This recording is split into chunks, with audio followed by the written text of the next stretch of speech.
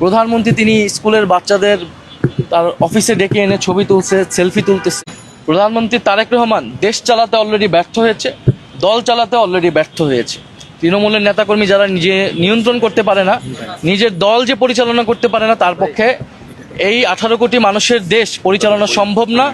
3 দিন হয়েছে এই ছেলেটার সাথে এই অবস্থা। সরকারের পক্ষ থেকে কোনো যোগাযোগ করা হয় নাই। সরকারি বাহিনীর দ্বারা আক্রমণের শিকার হয়েছে।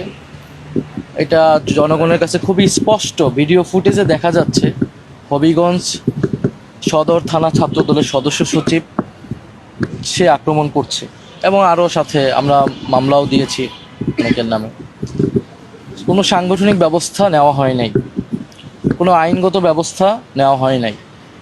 অর্থাৎ সরকার একটা বার্তা দিল যে এই সরকারের যারা পৃষ্ঠপোষকতায় আছে সন্ত্রাসী বাহিনী, ছাত্রদল যুবদলের নামে, তারা চাইলে যে কাউকে দিনে দুপুরে আক্রমণ করতে পারে, মেরে ফেলতে পারে, চোখ উপড়িয়ে নিতে পারে, এবং তার কোনো বিচার এই দেশে হয় না।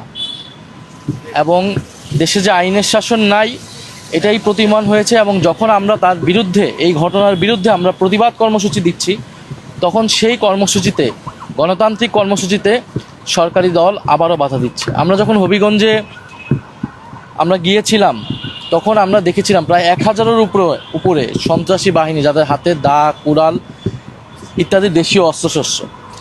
আপনারা সাম্প্রতিক সময়ে অনেক ভাষা এবং সভ্যতা, ভদ্রতার কথা শুনবেন যে এগুলার সবক দেওয়া হচ্ছে, অথচ একটা সভ্য সমাজে এটা কল্পনাও করা যায় না যে এখানে বিরোধী দলের প্রতিনিধিরা গিয়েছে, সেখানে তাদেরকে ঠেকাতে, তাদেরকে আক্রমণ করতে 1000 মানুষ, সন্ত্রাসীরা এসেছে দেশীয় অস্ত্রশস্ত্র নিয়ে, এবং পুলিশ কিছুই করছে না।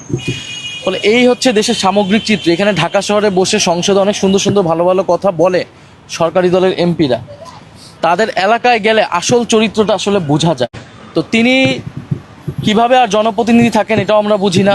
স্বরাষ্ট্রমন্ত্রী, তার কোনো বক্তব্য নেই। প্রধানমন্ত্রী তিনি স্কুলের বাচ্চাদের তার অফিসে ডেকে এনে ছবি তুলছে, সেলফি তুলতেছে। এই যে একটা প্রতারণা এবং দ্বিচারিতা জাতির সামনে করা হচ্ছে, আমরা জনগণের কাছে বলতে চাই, অভিভাবকদের কাছে বলতে চাই, আপনার সন্তানরা এই সরকারের কাছে, এই দলের কাছে, বিএনপি এবং তার অঙ্গ সংগঠনের কাছে নিরাপদ নয়। আজকে আলিফের চোখ গিয়েছে, কালকে আপনার সন্তানেরও চোখ যেতে পারে।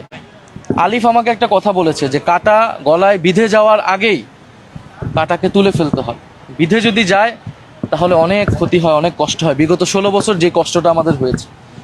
তো আমরা বলতে চাই যে এই সরকার যদি মনে করে এইভাবে তারা 5 বছর অতিক্রম করবে, এই সুযোগ এই সরকারকে এটা দেওয়া হবে না।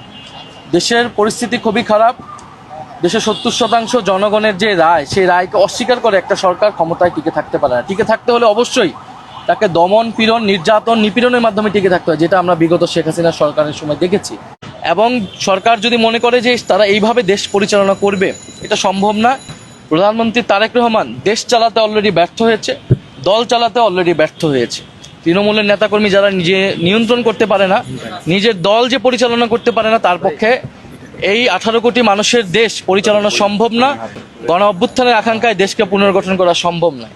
ফলে আমরা যেটা দেখতে পাচ্ছি, সরকার খুবই শীঘ্রই জনগণের প্রবল প্রতিরোধের সম্মুখে পড়তে যাচ্ছে।